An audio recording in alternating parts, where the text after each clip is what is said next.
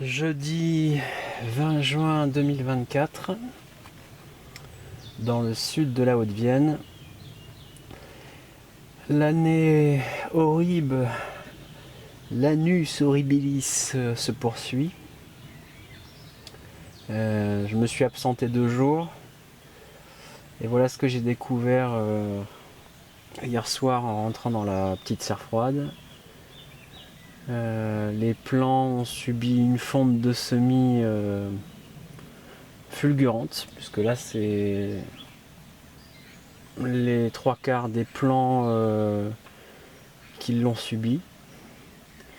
Donc probablement taux d'humidité très élevé et les chaleurs intermittentes, puisque on a des taux d'UV très élevés. Dès que ça se découvre quelques heures, on a des taux d'UV très élevés, et donc ce qui fait monter la chaleur de manière conséquente. Des nuits très froides. On est descendu à 6 degrés il y a 2-3 jours la nuit. Donc ça, c'est les plants qui ont été semés il y a 1 mois. Donc certains se portent encore très bien. Donc je vous laisse à peine imaginer ceux qui sont dehors, que j'ai plantés le long de la haie de Thuya.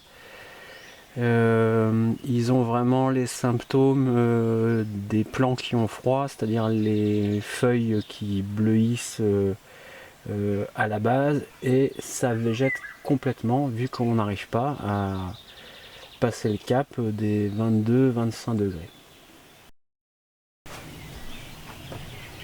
Donc comme je vous le disais, on pourrait encore bouturer à l'eau les tiges qui ont encore une belle section qui n'est pas attaquée, en coupant au-dessus de la partie malade et probablement en aseptisant, en mettant un terreau avec peut-être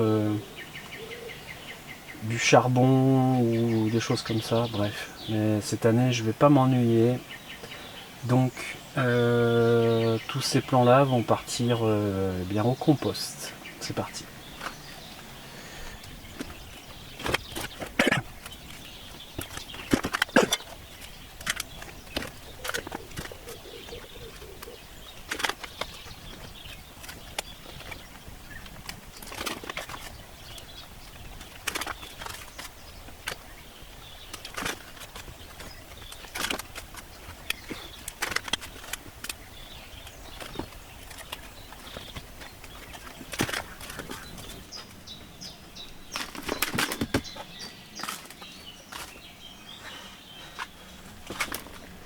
Alors bien évidemment, je réutilise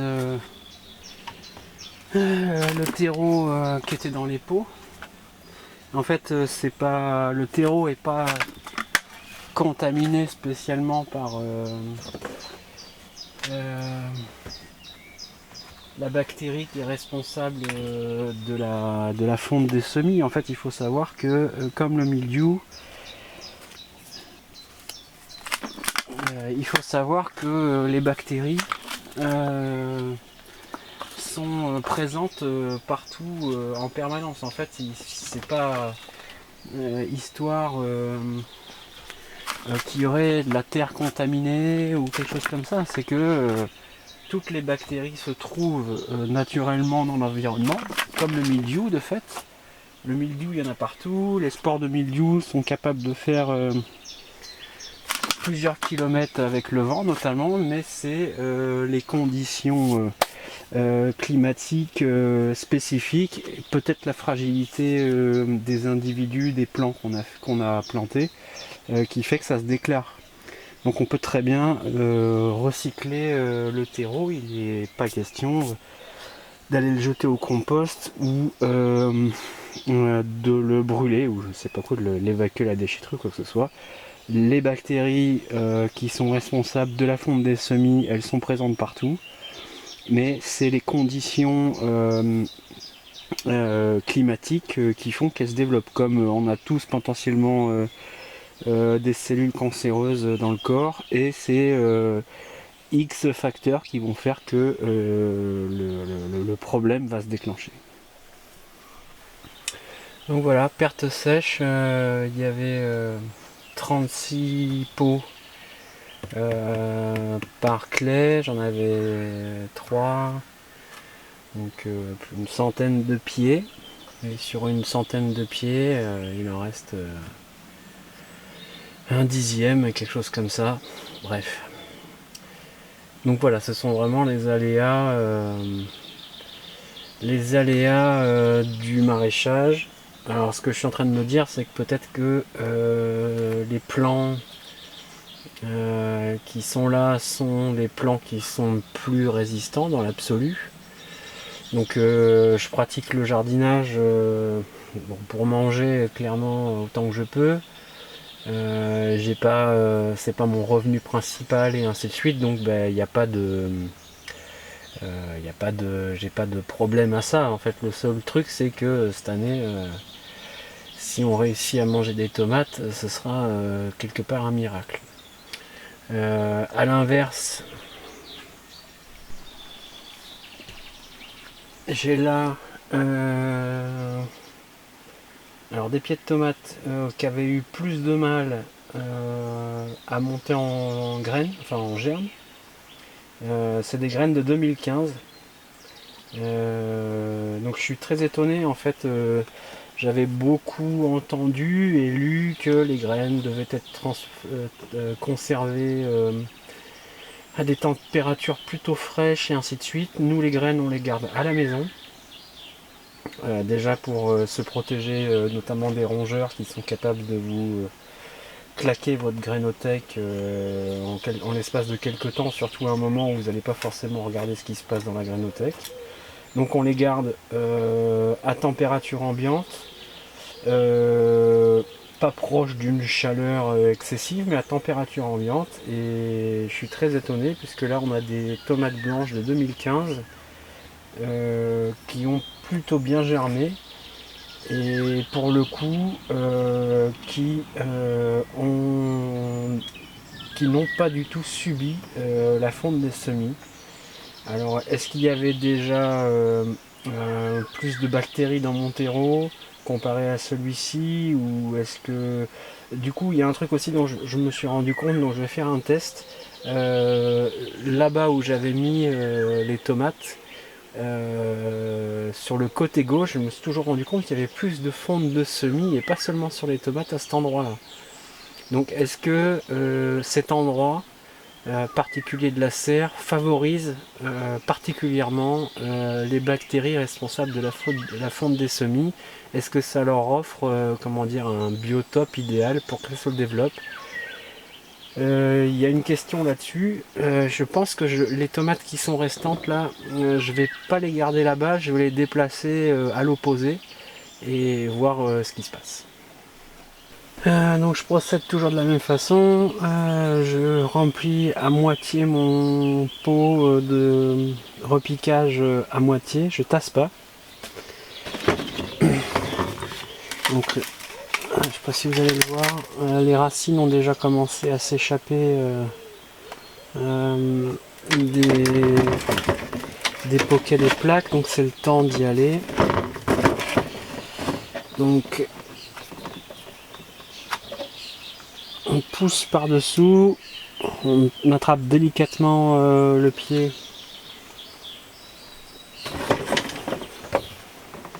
pour pas que ça se démode trop. On fait pas la même chose que là. Le but c'est quand même de poser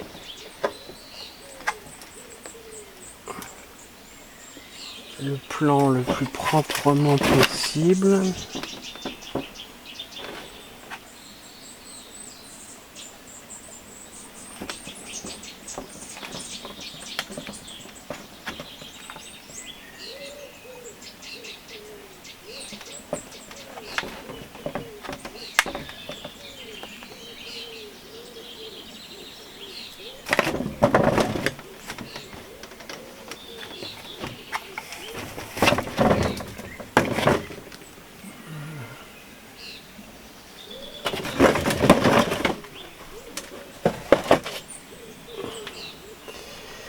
Ensuite je vais prendre le terreau.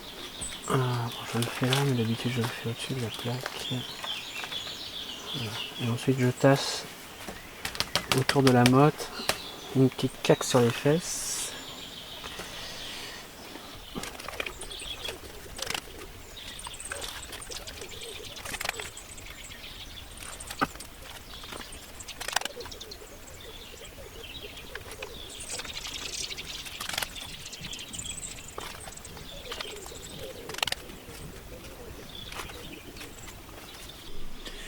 Alors ces plants, je vais pas les arroser, ça sert strictement à rien.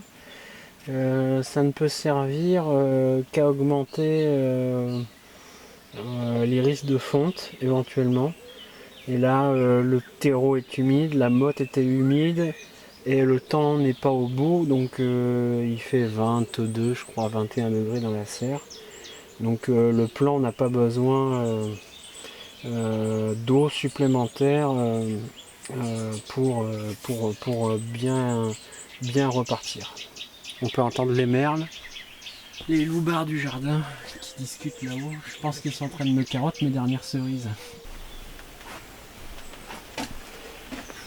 Donc cette année j'ai refait pas mal de semis de plantes médicinales aromatiques, sauge, thym, romarin et sarriette.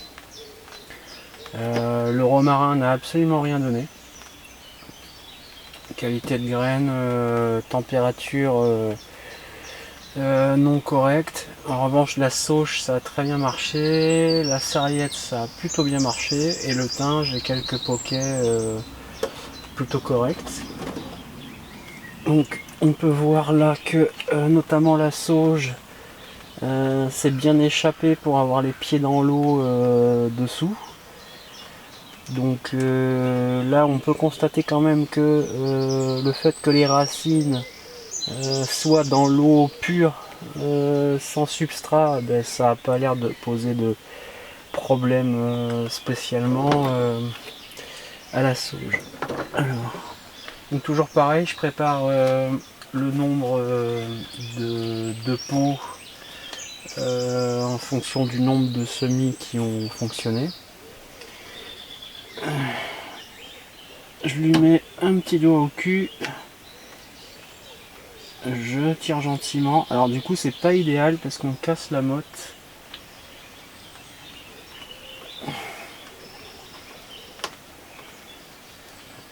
C'est fou parce qu'on sent déjà que ça sent divinement bon.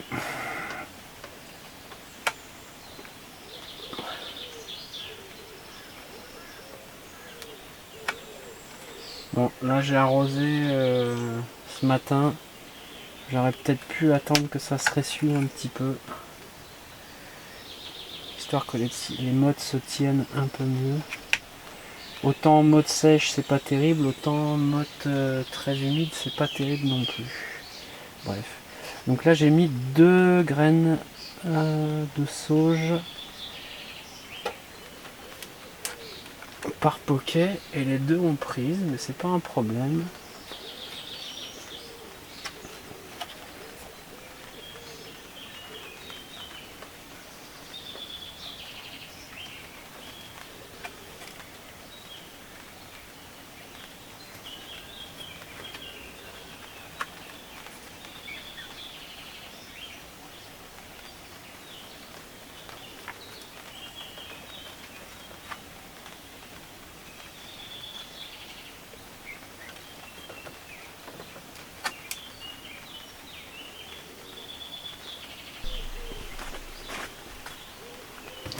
Donc ensuite,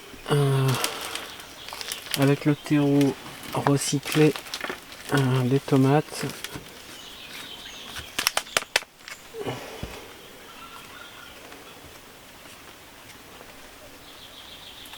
je viens compléter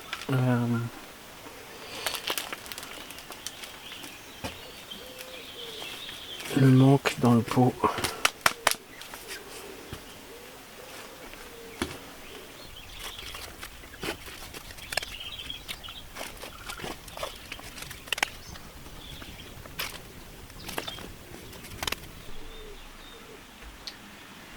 Donc je viens de rempoter les plantes aromatiques, sauge, thym et sarriette. Romarin, c'est délicat, je sais pas si c'est des histoires de température ou ainsi de suite. J'ai jamais réussi les semis de romarin, donc il y a quelque chose que je fais mal probablement. Je n'ai pas arrosé non plus parce qu'on n'a pas des températures excessives encore. Dans la serre, il fait 21-22 degrés. Et la plante a besoin d'humidité, elle n'a pas besoin d'être en permanence mouillée. Et l'alternance des saisons, l'alternance climatique, fait qu'une plante a besoin à des moments effectivement d'être hydratée, mais à d'autres moments d'avoir un substrat plutôt sec. Donc là, le fait qu'il fasse pas chaud, ça va absolument pas empêcher les repiquages de repartir sereinement. Bien au contraire. J'en veux pour exemple les arbres en pot, les bonsaïs qui poussent dans un substrat sans matière organique, quasiment, ça dépend des techniques, mais pour la plupart sans matière organique, et qui ont juste besoin d'avoir un environnement humide et pas d'avoir de l'eau en excès, ce que le substrat type compost apporte, puisque le substrat type compost met beaucoup plus de temps à se ressuyer que de la pumice ou de la pouzzolane. Donc cette année, clairement, pour nous, c'est une deuxième, comme je le disais, année horrible. En tout cas pour les tomates. Les températures sont descendues il y a une semaine à 6-7 degrés le matin, au moment de la décompression, décompensation thermique. Ce qui est largement en dessous de ce que peut supporter raisonnablement une tomate sans que ça lui mette un coup d'arrêt à sa croissance. Ce que je vous disais tout à l'heure, c'est que les plants qui sont le long de la haie de Thuya, l'autre vidéo que je mène en ce moment, sont à l'arrêt complet.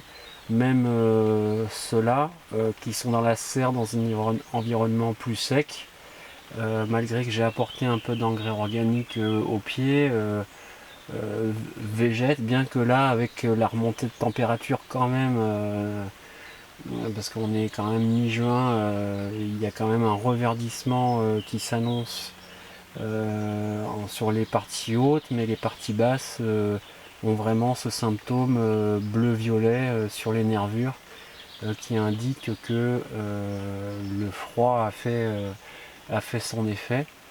Alors à l'inverse, les pommes de terre qui elles sont en pleine terre au potager depuis maintenant presque 3 mois hein, de fait, elles se portent très bien. Alors, en tout cas les feuillages, on n'a toujours pas de signe de mildiou.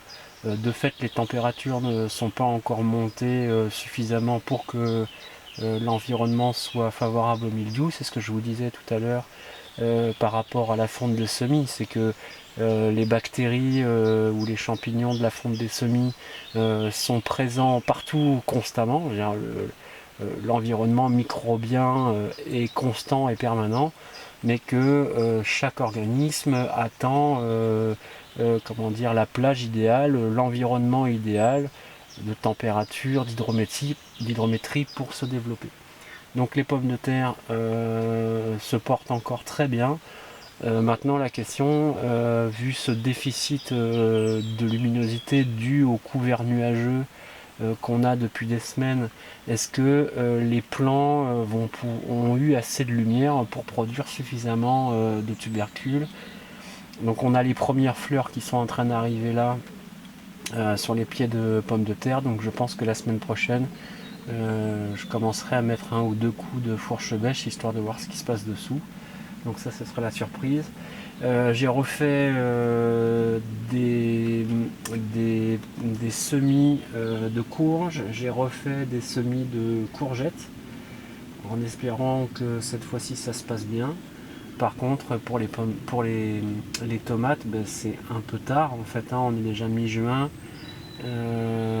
ces 3 mois entre le semis et la récolte, ça nous amène mi-septembre. Bon, est-ce que... Enfin non, même pas. Mi-juillet, mi-août, mi-septembre, oui c'est ça. Ça nous amène mi-septembre. Alors tout dépend de l'été indien qu'on va avoir ou pas. Est-ce qu'on va avoir une arrière-saison correcte?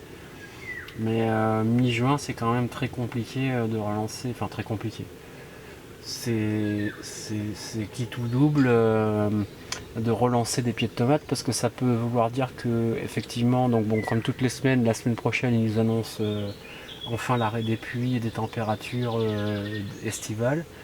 Mais c'est est-ce que on va arriver à mener des pieds jusqu'à fin septembre sans qu'il y ait un coup de froid. Donc ça veut dire qu'on peut avoir des pieds tout à fait corrects qui se mettent en place du fait de la luminosité et de la chaleur, mais dont les fruits n'arrivent pas à maturité. Donc je pense pas que je vais relancer des semis de tomates. Par contre, toutes les tomates qui me restent, plus celles que j'ai rempotées tout à l'heure, si effectivement ça se met vraiment à un temps plus adéquat pour les tomates, je me permettrai de les mettre quelques-unes au potager et d'en mettre quelques-unes le long de la haie de Thuya pour voir si l'énoncé que j'ai fait était le pari que j'ai fait sur cette plantation de tomates le long de la haie de Thuya s'avère efficient. Du coup, c'est intéressant parce que le fait de vous parler, ça me permet de réfléchir en même temps, enfin de poser à plat mon itinéraire. Et en fait, je suis en train de me rappeler que sur les pieds de tomates, il me restait un fond d'arrosoir avec de l'engrais organique que j'ai mis au pied des pieds qui ont attrapé la fonte des semis. Et je suis en train de me dire, parce que cette année, là, enfin l'hécatombe qu'il y a eu là, c'est la première fois que je l'ai. Et je suis en train de me dire que c'est peut-être la matière organique au pied des semis qui a favorisé la croissance de la fonte des semis. Si quelqu'un a de l'info là-dessus ou un retour d'expérience, je suis preneur. Bon, mais la pluie revient, hein, clairement. Ça arrive du sud-ouest. Et ils en ont prévu encore vendredi, samedi, dimanche. Et la météo annonce enfin l'installation de l'anticyclone à partir de la semaine prochaine. Mais vu qu'ils nous annoncent ça toutes les semaines pour la semaine prochaine, bon bref. Même les petits fruits en fait cette année, donc les mûres, les muroises, les mûres sans épines, tout ça, ça arrive à mûrir. Mais par contre au niveau des taux de sucre, c'est pas du tout au rendez-vous en fait. Hein, les fruits prennent de la couleur, effectivement, prennent du tanin, mais le sucre n'est pas au rendez-vous, donc bon, on va pouvoir quand même faire des confitures cette année. On a réussi à faire du pétillant de sureau, le champagne d'effet. Bon, ça tombe plutôt bien parce que là il est dehors, ça évite qu'il fermente trop vite. Et il est dehors en bouteille, ça évite qu'il fermente trop vite. Donc ça c'est plutôt pas mal. En revanche, cette année, donc nous en légumes feuilles, on a mangé énormément de laitue, laitue à couper, le mizuna, on en a mangé aussi pas mal. Les fèves sont en train d'arriver à maturité, donc cette année les fèves, je vais faire essentiellement de la semence, puisque c'est des graines qui viennent de chez Sativa. Et j'aimerais pouvoir reconduire la variété l'année prochaine. Donc on se fera quelques salades, mais on ne va pas tout manger. Mais en revanche, les concombres que j'ai mis au potager il y a 3 semaines, ils n'ont pas bougé en fait. Enfin, la chaleur n'est absolument pas au rendez-vous, donc j'ai pas de serre. c'est kafkaïen, parce que c'est la réflexion qu'on a eue il y a 2 ans. Beaucoup de gens sur la partie grand sud de la France qui ont eu des serres, ont eu des températures totalement excessives à gérer en serre. Et on s'est dit, bon ben du coup là c'est en train de bouger, il n'y a pas besoin de serre. Et cette année effectivement, mon voisin qui est juste à côté, là, qui a été une 50aine de mètres, il a une serre et par exemple les tomates et les concombres et les courgettes commencent à donner, alors que moi en pleine terre, sans serre, ça végète complètement. Il faut espérer que à un moment donné ça se mette en place. Par contre les mange-tout c'est plutôt pas mal. Les haricots nains multicolores c'est plutôt pas mal aussi, je les ai plantés un peu tardifs. Mais c'est en train de bien monter. Donc les pommes de terre, comme je disais tout à l'heure, j'attends de voir, parce elles commencent à fleurir. J'attends de voir ce que ça va donner au niveau production, parce qu'on ne mange pas les feuilles des pommes de terre. Et puis c'est à peu près tout. Les maïs, ça végète. Les tournesols, ça végète également. Donc cette année c'est vraiment pour les potagistes, c'est vraiment très compliqué quand on n'a pas un couvert qui permet de gagner quelques degrés en journée et de se protéger de l'humidité, et quand on n'a pas le climat que peut avoir notamment le potager d'Olivier dans le sud, où lui, à la différence d'avoir cramé cette année comme il y a 2 ans, d'avoir dû faire des occultants pour les UV, cette année il se retrouve lui à avoir un potager exceptionnel.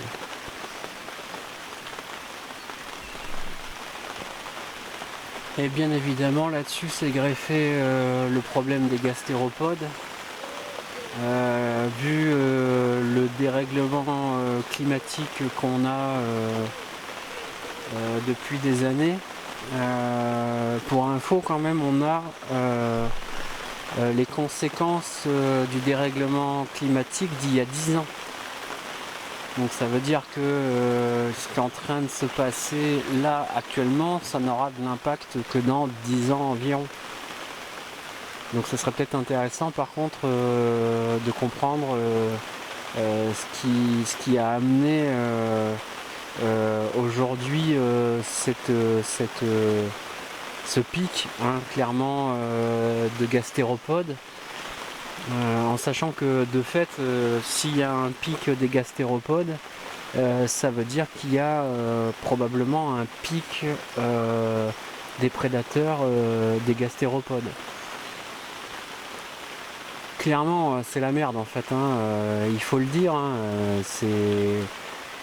on a beau vouloir faire semblant de croire qu'on peut s'adapter au dérèglement climatique, on est totalement tributaire de la météo, et le fait est, allez voir un peu ce qui se passe au niveau de l'agriculture maraîchère, de l'agriculture en arboristerie, de l'agriculture céréalière, au niveau des élevages. Cette année, c'est catastrophique en fait. Il y a des semis qui servent clairement à nourrir le bétail, ou des semis qui servent à nourrir la population humaine, qui n'ont toujours pas été faits, ou qui de fait ont été ravagés par les ramiers et ainsi de suite. Donc effectivement on en est là, en fait on est dans cet écueil écologique où rien n'est fait politiquement pour enrayer la chose, en tout cas pour essayer de prendre des décisions qui ne sont pas seulement prises en fonction de la rentabilité à court terme et de l'enrichissement de quelques-uns au détriment de l'environnement, du climat de la planète et de la sécurité alimentaire des populations. Vraiment, enfin voilà, c'est pas mon habitude forcément de m'exprimer publiquement par rapport à ça, mais va vraiment falloir que on soit capable d'élire des politiciens. À ce propos, oui, élire des politiciens. Il ne s'agit pas de dire tous pourris, tous vendus. Vous avez des garagistes qui sont pourris et vendus. Vous avez des boulangers qui sont pourris et vendus.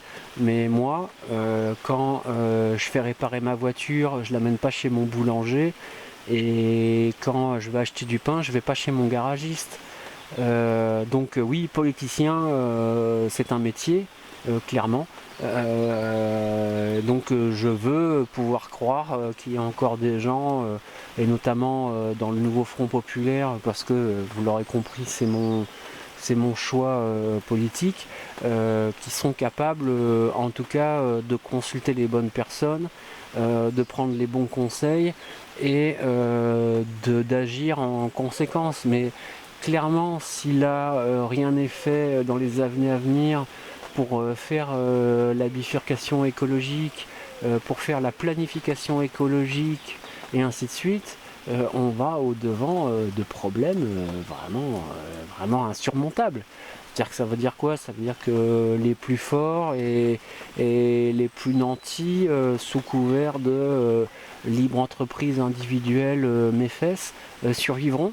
Et ça veut dire quoi? Alors ça veut dire que quand on est une famille ou un groupe d'amis, on invite des gens à table et sous prétexte qu'il y a un nourrisson, un diabétique, un vegan et une personne âgée, ils ne mangent pas parce que tous les autres mangent de la viande. C'est absurde. Donc là, il va bien falloir quand même qu'il y ait un sursaut démocratique et surtout un sursaut écologique. Il va falloir vraiment prendre des décisions fortes, des choix forts de société pour qu'on puisse encaisser le mieux possible cette machine qui est lancée en fond de sixième sur l'autoroute du progrès et du fric et qui va s'écraser lamentablement face à la réalité du climat et du cosmos, façon de parler, mais de la réalité cosmique de la situation de l'espèce humaine sur cette Terre, dans le système solaire, dans cette galaxie, dans cet univers. Et dans cette optique-là, pour continuer la réflexion, en fait, on a besoin des uns des autres. Voilà, on est tous différents. On appréhende tous notre environnement et notre façon de gérer notre vie différemment. On a tous des opinions politiques divergentes et ainsi de suite. Mais c'est pas pour ça qu'on va forcément aller se foutre sur la gueule systématiquement. En fait, je ne peux que vous encourager à aller rencontrer vos voisins les plus proches et ainsi de suite. Et la vraie résilience, la vraie communauté humaine, elle est là, en fait, c'est l'entraide. C'est que oui, effectivement, on n'a pas tous les mêmes orientations, on n'a pas tous fait les mêmes choix, mais par contre, on est tout à fait capable de s'organiser. Et c'est pour ça que l'humanité a été capable de survivre jusque-là. Et c'est ce qui fait que une de nos principales qualités. Donc par rapport au potager, puisqu'il faut en revenir, puisque c'est une chaîne environnementale potagère, peut-être que votre voisin a une serre dans laquelle il aura réussi très bien les tomates, mais par contre dans laquelle il n'aura pas forcément réussi ses pommes de terre ou ainsi de suite. Donc n'hésitez pas à rencontrer les gens autour de vous, aller voir vos voisins directs et à échanger des denrées et ainsi de suite. Je pense que la vraie richesse elle est là, elle est dans cet échange plutôt que ce repli sur soi sectaire où ce serait chacun pour sa gueule et l'argent pour tous. Enfin, vous m'avez compris.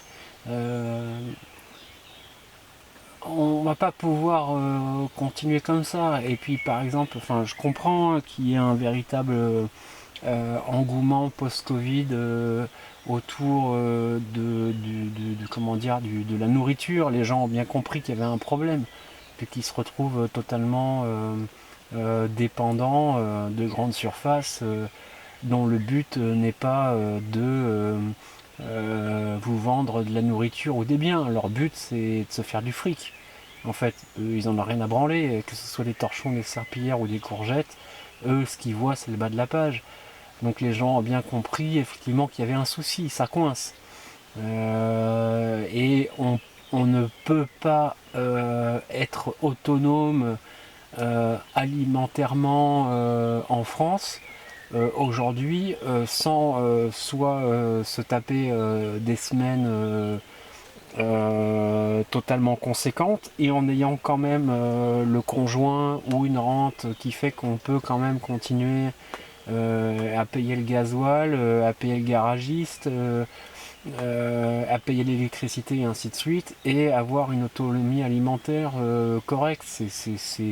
C'est un écueil intellectuel de pouvoir penser ça. Oui, bien sûr que pendant l'occupation nazie, nos vieux ont survécu avec le marché noir, de fait. Voilà, ça corrobore ce que j'étais en train de dire. Le marché noir, donc c'est-à-dire que c'est s'émanciper de la production contrôlée par l'État, mais aussi surtout par les sauvages en fait. Les vieux qui connaissaient encore les plantes comestibles des fossés, des forêts et des marais ont été capables de nourrir des familles entières ou des villages entiers. Voilà, mais c'est pas glorieux en fait. Enfin, je sais pas si vous avez déjà connu la faim et connu comment dire la précarité matérielle, mais c'est pas la gloire en fait. Donc oui, c'est joli quand c'est bien montré, bien filmé, bien expliqué et ainsi de suite. C'est des choses importantes à connaître effectivement parce que ça peut permettre en cas de coup dur d'avoir un coussin alimentaire, mais à être autonome sur une production légumière et animale, ça demande un temps de travail ultra conséquent, des connaissances ultra conséquentes. Je vous invite d'ailleurs à aller voir Agriculture Vivrière, la chaîne YouTube qui est là-dessus. Je pense que de tous les gens qu'on voit sur YouTube, je pense que c'est à peu près le seul à ma connaissance qui est vraiment une approche paysanne hein, de la chose et qui s'approche le plus d'une autonomie alimentaire. Lui, il est clairement, je pense, capable d'encaisser un coup dur malgré qu'il ne produise pas son sel, il ne produit pas son sucre, il ne produit pas son gasoil et ainsi de suite. Mais il est probablement un des seuls que je connaisse à être capable d'encaisser. Donc le retour à la terre, il est sain en fait. Ça veut dire que les gens ont bien compris qu'il se passait un problème. Mais pensez-y quand même, il vaut mieux aller chez le maraîcher voisin, lui acheter ses légumes, ou chez l'éleveur voisin, lui acheter ses œufs, sa viande, ou ses fromages, pour permettre d'avoir un outil de production voisin, quelqu'un qui a les qualifications et les diplômes et le savoir pour entretenir un système de production, puisque en soutenant de façon financière, puisque de toute façon l'argent c'est le moyen qu'on a trouvé d'échanger, donc c'est comme ça, c'est peut-être pas la panacée mais c'est comme ça, mais en attendant aller chez le maraîcher, aller chez l'éleveur et lui permettre à lui de vivre décemment, de faire des heures correctes, de pouvoir permettre à ses enfants, à sa famille de vivre décemment, c'est la meilleure résilience et la meilleure autonomie qui existe. En fait, l'autonomie, elle existe par la mutualisation des savoirs et des biens. Encore une fois, je ne vais pas acheter mon pain chez mon garagiste et je ne vais pas faire réparer ma voiture chez mon boulanger, soyons raisonnables à un moment donné. Et donc le mythe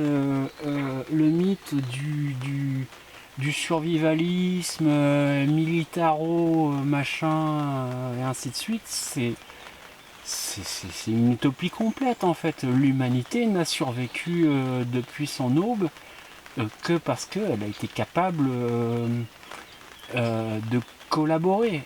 Et croire qu'on peut tout seul dans son coin, ou si on vous dit qu'on peut tout seul dans son coin survivre, hormis si on a des rentes financières pour mettre en scène des choses qui ne sont pas réalité, ou survivre effectivement, mais en étant dépendant de matériel provenant de l'industrie du capitalisme, ça n'a aucune consistance. Et de même,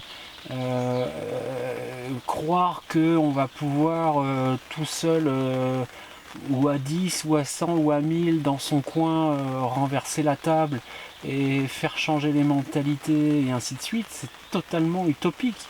Ça n'a pas de consistance en fait. Ça n'a aucune consistance. Alors oui, c'est compliqué de parler de ça clairement. C'est compliqué, on vit une situation compliquée.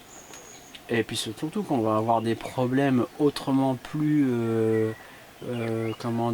conséquents à régler, ça va être de fait comment on va produire notre nourriture. Et est-ce qu'on va être totalement dépendant du marché libre mes fesses pour se nourrir dans les années à venir? Et donc ça veut dire quoi? Ça veut dire que ceux qui ont les moyens pourront se nourrir correctement et les autres crèveront la dalle et se soigneront pas les caries et marcheront à pied et habiteront des passoires thermiques. En fait ça ne va pas, il y a quelque chose qui cloche là-dedans, il faut se réveiller, il faut vraiment qu'il y ait un sursaut autour de ça.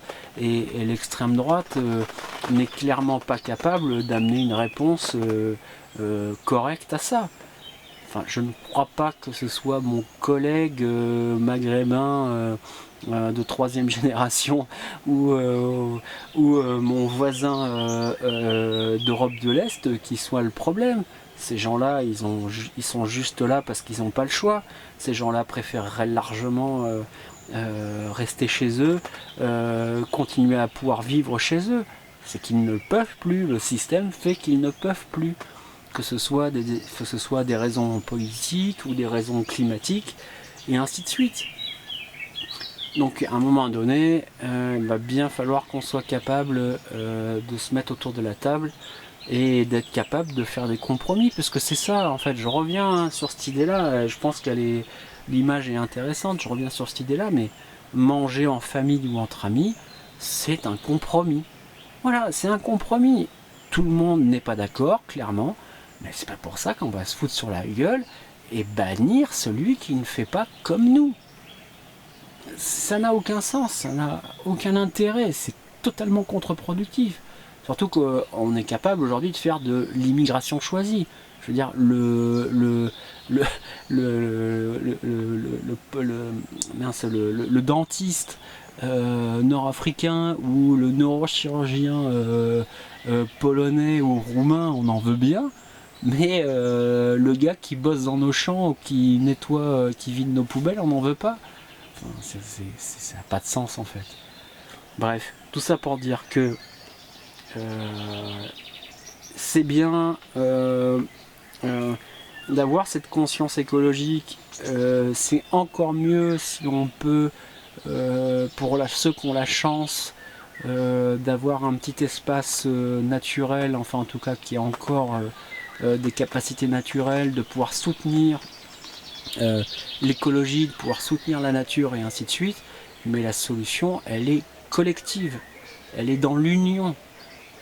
Il faut qu'on arrive à trouver des compromis, des consensus, et qu'on arrive à faire bouger les choses, parce que ce qui nous pend au nez, ça va être autrement plus grave et compliqué que de désigner tel ou tel bouc émissaire.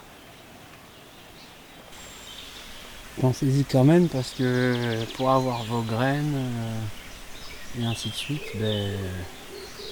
vous avez quand même besoin du système pour qu'il y ait des gens qui soient payés, des gens qui cotisent, des gens qui emballent, des gens qui transportent, des gens qui gèrent, et ainsi de suite, bref. Merci d'avoir suivi cette vidéo.